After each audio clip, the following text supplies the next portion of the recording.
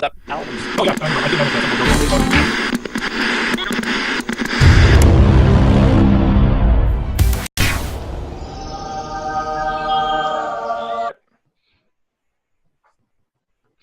Welcome to our behind-the-scenes recording of our podcast. We're glad you're watching, and if you want the full, edited, and shorter audio version, visit www.carnivoretheology.com.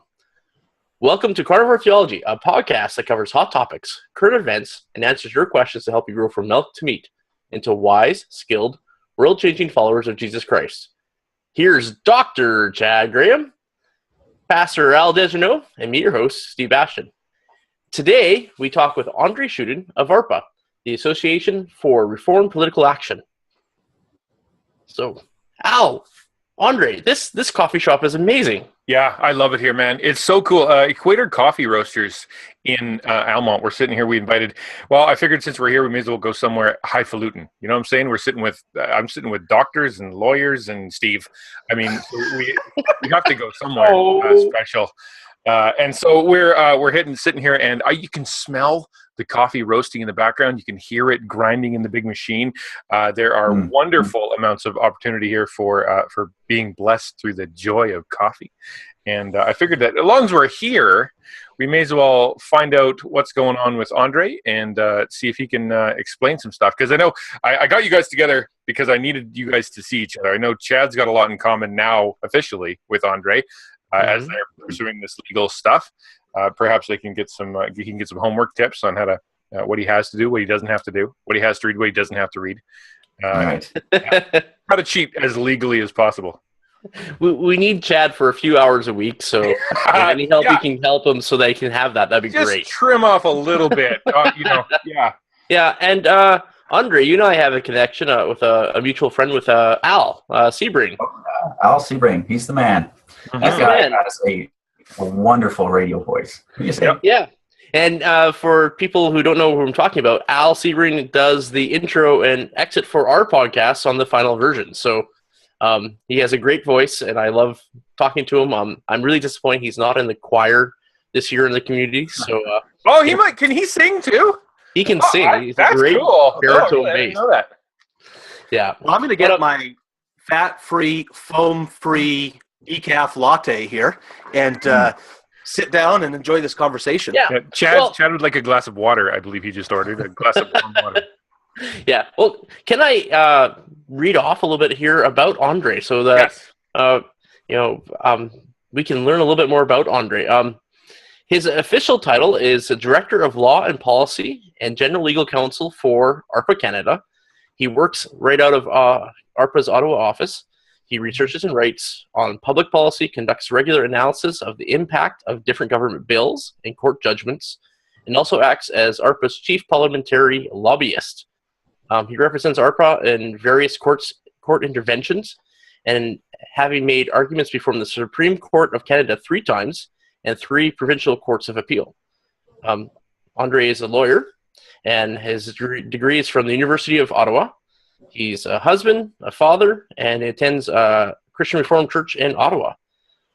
He's been published by 2 reviewed law journals, the National Journal of Constitutional Law and the Supreme Court Law Review. The one was to do with legalizing assisted suicide, and the other was to rethinking the freedom of expression in the Charter. Hey, wow! You know, I only knew like 60% of that. You're an incredibly intelligent person. You know, that's really cool. That's cool. And I realized only 3/4 of the words in that actual description did I really understand. So I'm really looking forward to you explaining what Steve said later. Yeah, I just had to read it. Cut a case off the website. It was on the website, man. That's other people will be impressed by this. I need to make all the big words. Yeah. Well, we don't. Steve and I don't have that problem. It's not being worth much means your bio is really short. Yeah, we're really glad to have you, Andre. But there's something we have to do. Every guest on the show has to be run through the meat grinder to see if you're prove themselves worthy. Are you ready? Are you ready? Well, I think so. You haven't even asked how I'm doing yet. Don't care. Okay. It's All right. Grinder. No. Listen, we don't You got priorities. talk. You don't talk till you go through the meat grinder. Are you clear? I'm ready. My finger is on the button right now. Okay, you boot up the computer there, Al. Okay, it's ready. Okay. Welcome. It actually has a great sound effect. You know what? When in the live, just behind the scenes is boring. You'll Okay. get it. Welcome to the Meat Grinder. This is a biblical knowledge and personality integrity examination to see if you're worthy to speak in authority to the Carnivore Theology audience. You'll be asked a series of questions of your personal beliefs, things that Carnivore Theology finds important, and a dissection of your theology. The rules are: answer honestly and quickly. Indecisiveness will be seen as weakness, and you will be judged. Dun, dun, dun. So, are you ready? My heart's pounding. That's the way it should be. He's presented before the Supreme Court 3 times, Steve. I don't think he's intimidated. He's taken the bar and he's been to the Supreme Court. Now he's sweating. That's By a special education administrator. Okay. Number 1. Luther, Calvin, or L. Ron Hubbard? Calvin. Hey. Your preference, beard or no beard? I'm looking at a beard. 3 beard. Oh, technically, including you, it's 3.5. Right. Yes. and Calvin's 4. Oh Yeah. bonus points. Yeah. Communion, wine or Welch's? Oh, wine for sure. Port, if possible. Oh, hey. This is an important one. Number 4. Will there be bacon in heaven? Yes. Al will say there will only be bacon in heaven.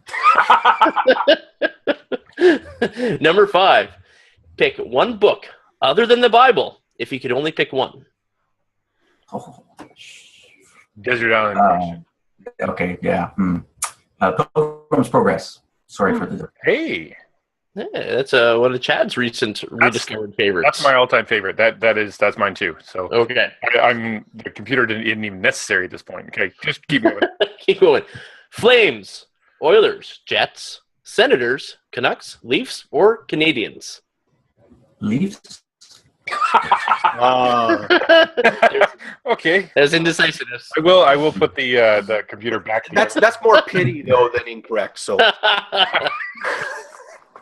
okay, number 7. Your favorite ice cream flavor? Oh, that's easy. Maple walnut. Nice. That's good. Very good. It has to have maple if you're from Ottawa. It's not even an option. It's really weird. If you do a DNA test in the Ottawa or Quebec area, you have to be really careful because some of it actually is maple syrup. All of the DNA. You have to eliminate that from the test. Number 8. At communion again. Leaven, unleavened, or gluten-free? Leaven. Okay. Number 9. Al's favorite. Batman or Iron Man? Oh, Iron Man. Really? Well, all right. Okay. And number 10. This question's just for you, Andre. No one else has been asked this. If Canadian law was a color, what color would it be and why? Brown. Definitely brown. Because it's a total mess. Oh man, that's my new ringtone right there. Brown, okay, Al. definitely brown. That's awesome. Okay, Run through the computer. Run your computer and see how it comes out. All right, so at this point, a sound effect will start on the podcast. It sounds something like this. Ding. like the Batcave computer.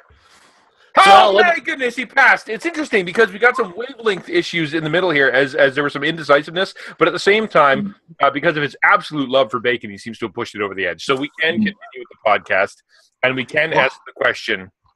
How are you? How are you doing? Actually horrible. I've got this wicked toothache right now. Oh, no, really? A whole world of pain, yeah. But I had to be on this podcast. So I'm so sorry to hear that. I'm popping tons of Tylenol 3s. Oh, man. Ibuprofens, and even some antibiotics. It's Oh, great. wow. Wow. That's serious. Theology works better under pressure and under pain. So. Wow. Okay. That's Why not my suffer? experience. Have you tried So rubbing that's some kinda- bacon on it? No, not yet. I will do that. It's As important. soon as. Okay. As soon as possible. That's good. Well, we do thank you, especially with you being in pain, not feeling well, for being part of the podcast. Pleasure. I'd love to know a little bit more about ARPA and why does it exist in Canada? What's the vision and goal of ARPA, and how does it serve Christians, everyday people in Canada? If you can frame that for us, that'd be wonderful. Yeah, give us your intro here. Yeah. Okay, so the Coles notes is that ARPA has a twofold mission. The first half of the mission is to educate, equip, and encourage particularly Reformed Christians, but any Christians, to political action. So it means giving them the tools, giving them the encouragement, giving them the education they need to be politically engaged. And then the second part of our mission is to bring a biblical perspective to our government. So that includes both the legislature, those who make the laws, and the courts, those who interpret the laws. So that's it in a nutshell. How we do that? Oh, we've been around for about a decade now as a national organization. We've grown from 1 half-time employee to now having 9 full-time employees scattered across the country. Main office right here in Ottawa. This is the one I manage, the Ottawa office. And we do it through, it's very grassroots oriented. So we want to give people on the ground, Christians in the pew, everyday, regular types of Christians who don't have the luxury that I do of being able to sit down and read through court judgments or read through bills or read through tomes of theological inquiry to figure out what would be a good biblical Christian response to the various types of political issues that are rising day to day in this country. Well, and you do it through a lot of different ways, right? I mean, because you got the email that you send out. You guys go out and do conferences. You go all over Canada and speak. You'll stand before. You'll actually go to the politicians. You'll go sit across from them desks. You'll tell them what some issue. Interesting. I was talking to you before about that, and you're saying how difficult it is because now you're in a different realm. According to this conservative government, is a lot different now because it's a liberal government. But you'll walk in there and sit across from the ministers, and you'll be able to have a conversation with them and say, okay, here's some issues. Maybe you don't know about this stuff. 1,000 people out here, 10,000 people, 100,000 people that are part of our organization or part of the Christian realm. This is important to them. You're not, and you're the voice. You're one of the voices out doing that. Plus, you're defending. You're actually standing up and championing from a Christian perspective, Reformed Christian conservative perspective, some incredibly important issues.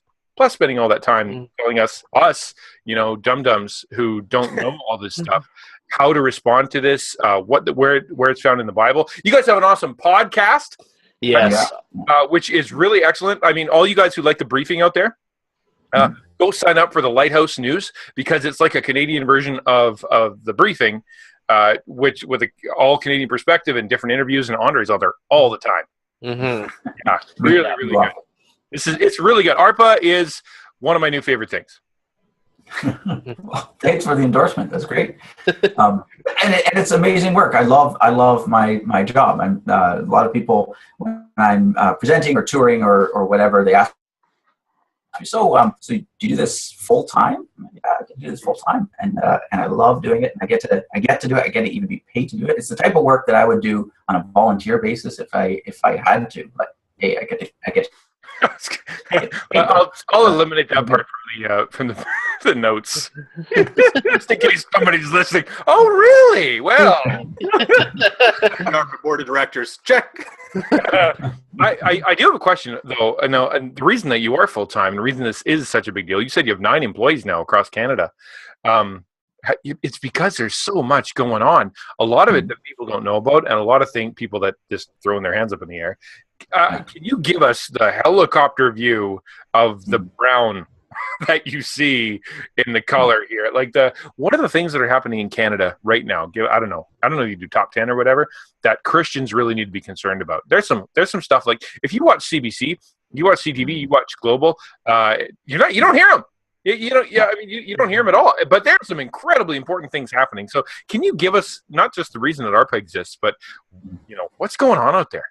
Yeah, yeah. Well, a lot of good, a lot of good things, a lot of bad things, a lot of things that the Christian voice needs to be heard on. Right, we're called as Christians to be prophetic voices to the culture, and that means not like an Old Testament vision of a person in flowing robes standing on a street corner just preaching. I mean, a prophetic voice to our culture means an effective one that is engaging at all levels of culture. The leadership level, at the water cooler level, at the neighborhood over the picket fence kind of level, all of these types of levels. And so the issues I think that are facing us today, some of the very important ones would be, I was once asked this question at a youth conference that I was presenting to. They asked me the question, what do you think is the one single issue that is most pressing for Christians to speak to today? And I said, well, there's actually two, depending on which level of government we're talking about. So if we're talking about the federal government, the national government, I'd say the single greatest issue facing Canada today, the greatest human rights tragedy and travesty of justice that we're facing today in Canada, is the absolute total lack of any legal protections whatsoever for preborn human neighbors. In Canada, most people don't know this, in Canada, there is zero protections at all for preborn humans. We stand alone as a country, being the only country in the world that has no legal protections whatsoever. And if I can put a little interjection in there, we had Mike on the show with us last spring, I think. So Mike Schutten with We Need a Law. And so we reference that in our notes for the our podcast link and all that. So absolutely, thank you very much for bringing that up, because that's absolutely for sure. Yeah, and then I said for the provincial level, I think, and I strongly believe, that our public education system is the single greatest threat to liberty, to Christian freedom, to Christian worldview in our country right now. Some people say, Andre, you're way overreacting. But I've been watching the public education system. The reality is that right here in Ontario, anywhere from 91 to 95% of all students are taught through a state-run system. So it's either a public system or the Catholic school system. Our kids are taught from kindergarten or even preschool all the way to university, and then beyond into university. They're taught by the state, and they're taught a particular worldview, and so a worldview that's hostile to Christianity. It's not neutral on the question of Christianity, it's hostile to Christianity. And unless we can change that and change that conversation and change that model and engage in that system, that education system, I think we actually have some pretty big challenges ahead of us. But those aren't the only two issues. I think that there's a bunch of other issues that are going on right now, some which are very encouraging. The issue of porn, I think, is the big one. Christians in particular are more and more speaking openly about it, not only as a challenge for people in our churches, not only a challenge for young men in our churches, teenage boys and so on, but actually as something that we can speak to as a matter of public justice and public health to the broader culture. And I think we're actually seeing some really great movement on that issue in particular in the House of Commons. So that's kind of cool. That's really interesting to me, not to sidetrack your statement, but the culture is catching up a little bit, because, for a while there, I don't know, 30, 40 years, let's say, there was sort of that argument, whether it be 60s, the free sex, or going all the way to, psychologists, psychiatrists, and counselors saying, well, actually, married people should use porn, and it's healthy to use porn, and it's okay to make your own porn, and all the rest, and making it sort of a good thing. Now, they've seen the fruit of what they've been selling people, and it's destroying families and kids and futures, and boys are just wrecked, And so even the secular society is going, you know what, maybe we were wrong. And now it's pretty neat to see the government going, let's at least look into this. We should, they're commissioning studies, Yeah, and we're very happy to see Motion 47, which looks like it's getting all party support in the House of Commons. Motion 47 is calling on the House of Commons Standing Committee on Health to study the public health effects of pornography, which is really, really good. And to go beyond what you were saying, Al, I'd say it's more than just wrecking our teenage boys and wrecking our marriages and so on, although it's definitely doing that. So I don't want to downplay that. But in addition to that, what we're seeing is that it's wrecking the people in the porn shoots themselves. Like, what's happening is that it's not, they say this about marijuana, it's not Today's marijuana is not your grandma's marijuana. Well, the same is true about porn. Today's porn is not the porn of 1960s. It's violent. It's very misogynistic. It involves violence against women, and almost 90% of the free porn sites in Canada and North America today feature violence against women. That could be verbal abuse, actual hitting, rape, etc. It's very, very violent, and the people in them are often subject to things like exploitation and so on. So there's just really, really bad things going on there, and we're not talking about it enough, but we are, I think, starting to talk about it, which is a good. That's good. Okay, so we got abortion, and we got the schools, and we've got obviously porn. Can you give us one more kind of big deal that's going on out there? Sure. I'd say in Ontario, Bill 28 just passed yesterday. Bill 28 completely redefines, reshapes the family, and it does so with a total focus on parents being able to craft and shape. Andre, hold on one second. I have a friend who doesn't know what Bill 28 is, and I'm just curious if you could just tell me what that is. Yes. No, absolutely. So Bill 28, Ontario law, just passed. It's called the All Families Are Equal Act. The name is misleading, though, because it's very Orwellian. The All Families Are Equal Act tries to, and it just passed, so it now does reshape and redefine families. So it now says that families can be up to 4, possibly even 5 parents. You can be parents before the child is even created. You can create children within these preconception arrangements, contracts between any 4 people. Doesn't matter, same sex, not same sex, be 4 men, 4 women, 3 women, 1 man, whatever, doesn't matter. You sign up, you make this contract, you say all 4 of us are going to be parents. Let's create this child by intention, by design, create a child that will not have and will not necessarily know their biological mother or biological father. Wow. And that passed unanimously. 79 voted in favor of it, 0 voted against it. No real debate about it. That to me is really bad. There's serious concerns with that bill, and yet just floated through. So I think again in Ontario, some people are just starting to figure out what's going on there, but it's already passed. It was ran through pretty quick. Yeah, wow. Yeah. Well, if we just jump forward from there, take it to a specific issue that I know that you've had some background with. We've been in my background, because I've been involved with the Free Church for a number of years, and I've been on the National Ministry Committee for a while. We've been hearing a lot of updates about what's happening with Trinity Western, which is our denomination's school, and they've gone through a number of challenges. First, when they tried to introduce a teaching program, the BC Teachers Federation said they wouldn't certify Trinity graduates. That ultimately went to the Supreme Court, which ruled that Trinity had a right as a Christian school to train teachers, and that they should be certified if they met all other qualifications. Over the last decade, teachers who have graduated from Trinity have been involved in all areas of education through BC and other provinces, have won awards, and there haven't really been any complaints or negative repercussions because they came from Trinity. Now it looks like history is repeating itself, and the school has looked at opening a law school, and the law societies are saying, well, we're not going to certify those guys. And give the background for our listeners' sake, it's now gone through a number of courts in British Columbia, Ontario, and was it Nova Scotia? That's right, Nova Scotia. Atlantic province, anyway. The Nova Scotian ruling seemed to be quite strongly in favor of Trinity.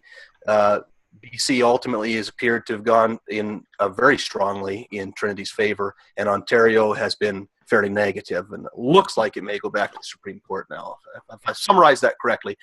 Yeah. What I'm really interested about on that, because of your input into there, people hear about it and they think, well, this is one random school in BC, who cares? What do these things mean for Christians in general, Christian liberties in general, as we see courts are saying, because you're a Christian, you can't participate in education, or because you're a Christian, you can't participate in law, essentially? It's setting a very troubling precedent that majorities of lawyers in the two of the most populous provinces in the country, BC and Ontario, would be on side with trying to shut down or bar from practicing law evangelical Christians or just Christians in general. Not necessarily if you were a quiet Christian, they're okay with quiet Christians. But if you're going to be the type of Christian that would be willing to go to a Christian university, be bold about your faith, and align yourself with a community that holds itself to a statement of faith like Trinity Western does, it's when you do that public act, that's what they have an objection to, right? And so to me, that's a very troubling thing that we have so many lawyers, and as lawyers who become judges, as judges and lawyers who shape and craft law. It's that these, and a majority of these, would be this hostile and openly so to Christians. That's a troubling trend. That being said, the decisions in both Nova Scotia and in BC were excellent decisions, really good. The BC Court of Appeal one was exceptionally well written, and so that gives me hope. The case is almost for sure going to go to the Supreme Court of Canada because we have two provincial courts of appeal that are disagreeing. The Ontario Court of Appeal saying it was totally reasonable for the Law Society of Ontario to say no to Trinity Western, and the BC Court of Appeal saying it was totally unreasonable for Law Society to say that. So we have two conflicting high-level courts, and so the Supreme Court will probably, is almost guaranteed to have to resolve that. What does it mean for Christians generally? I'd say two things. One is that it has implications on what it means to be a Christian professional in this country. So it goes beyond just lawyers. It'd be lawyers, doctors, nurses, teachers, anyone who's certified by the state. The argument that's being advanced and is being repeated multiple times in the media is that if you are a Christian, but you need certification from the state for your profession, well, then you got to put your Christianity to the side. If you hold deeply to these religious views or these religious values or virtues that conflict with the mainstream narrative right there right now, well, then the state better not certify you. They better not give you certification for your profession, because if they do, well, the state is now discriminating because they might possibly be aligning with your views, which is baloney. Like that never. Logic is terrible. So that's the first problem. It's a marginalization of Christians within professions, not just law. The second problem is that it's a view of religion is being pushed as very, very, very individualistic. So it conflicts with what Christianity, and actually most religions are. Most religions, and definitely Christianity, is a community religion. It's a religion of a community of faith. We would call them the community of faith, or the communion of saints. The Apostles' Creed talks about the communion of saints, and that's what this is about. The Law Society is saying, hey, you can be a Christian and become a lawyer. Just go to a secular school by yourself as an individual, and preferably just keep your mouth shut about your faith. But don't you dare associate with other people of like faith, of like mind, who share similar values, who share similar virtues, understandings of doctrine and of theology. Because once you do that, once you associate with more than one people, well, then you're a threat, or you're discriminatory, or you're a bigot, or whatever. And it's that total misunderstanding of what it means to be community, and that religious freedom should also include not just my personal individual religious convictions. It should protect that for sure, but it also has to protect my right to share that with each of you three and everyone else that calls himself a Christian and says, yeah, this community covenant or this statement of faith, I align with that. And we're going to hold each other to account according to that statement of faith, according to that authority that's higher than any of us. And that's what I think many lawyers, secular lawyers, are objecting to. It kind of boggles my mind, as I go through the list in my head of things that Christians aren't going to be allowed to do or may not be allowed to do, because, like when it comes to actually, you can't be a teacher if you're going to be a Christian. You look at our buddy JT there, the Prime Minister, saying you can't be in my cabinet unless you have these certain beliefs, or you can't be in my party, unless you have these certain beliefs, right? There, as far as psychologists or psychiatrists go, sure, you can be one, but don't you dare proselytize. Don't bring any kind of God stuff, right? Doctors, I remember hearing an interview online that was saying how it really annoys us when doctors have morals, because when doctors have morals, they don't follow the line of the government or the line of whatever the society is saying they should do. They actually stand up for what they believe, which is actually pretty terrible. They should just do what they're told. And it boggles my, there's just the professionals are just falling like dominoes, and I'm depressed. Okay. Can you get me less depressed? Help me out here. Why shouldn't I be so depressed? Or should I? No, you shouldn't be depressed. You know why? Because you know a man named Jesus Christ who's the King of the universe. Right. And that's why we should never be depressed.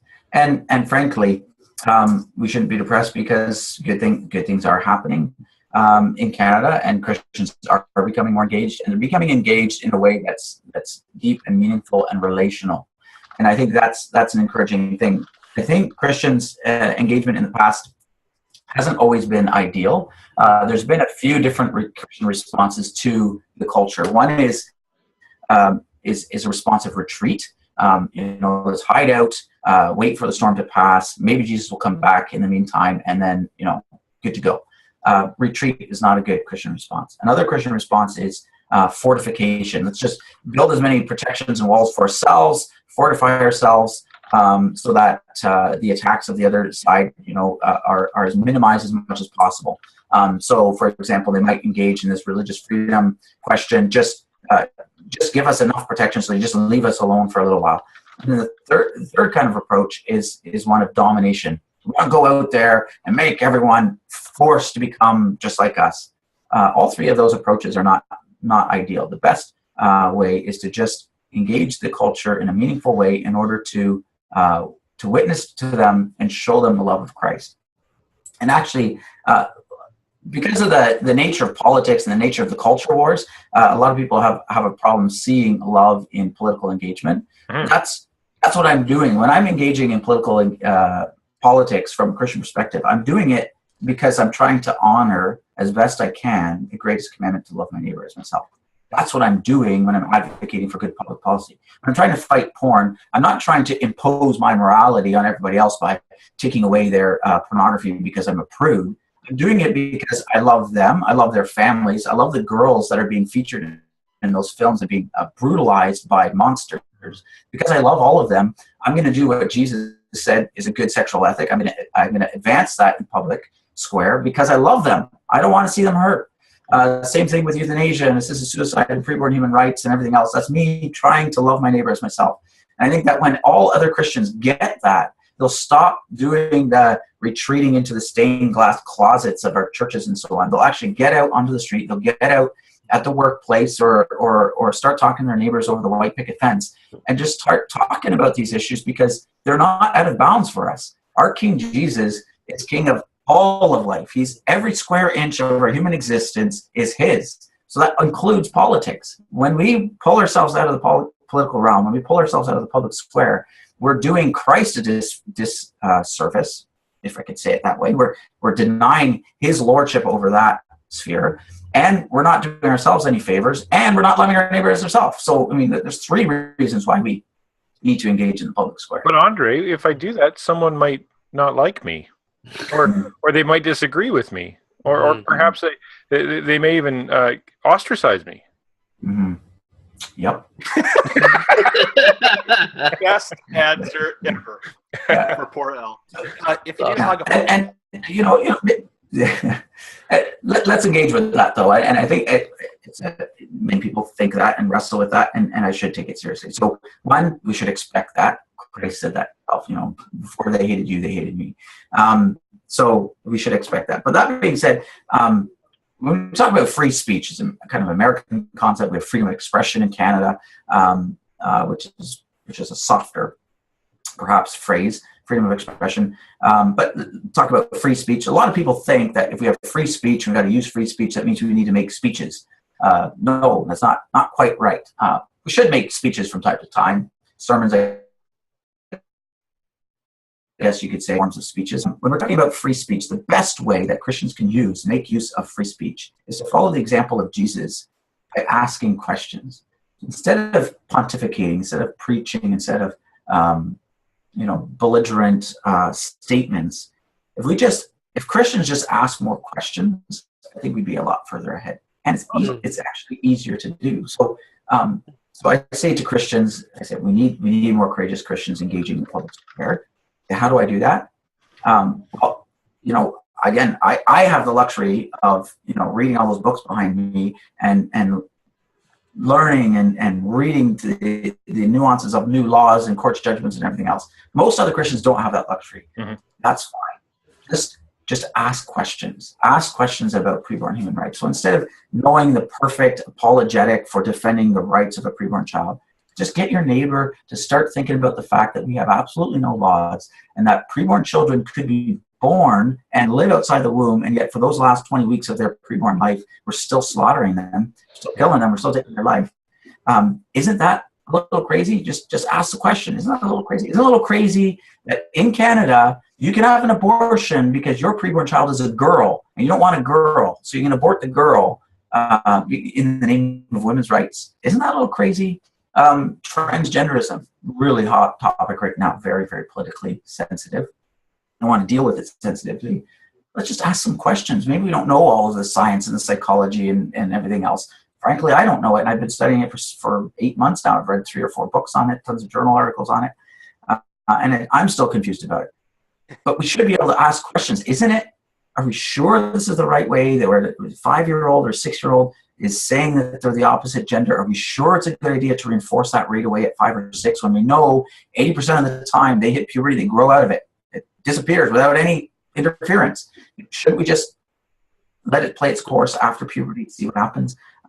Why are we, another question, why are we prescribing hormone blockers and puberty blockers and opposite sex hormone injections into children, teenagers, which have about a 90% sterility rate?